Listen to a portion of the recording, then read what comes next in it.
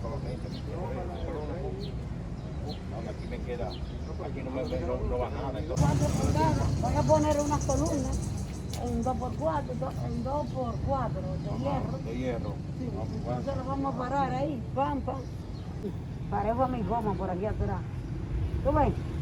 Que me levante, pero que no se vea, sino que quede parejo con la goma. Sí.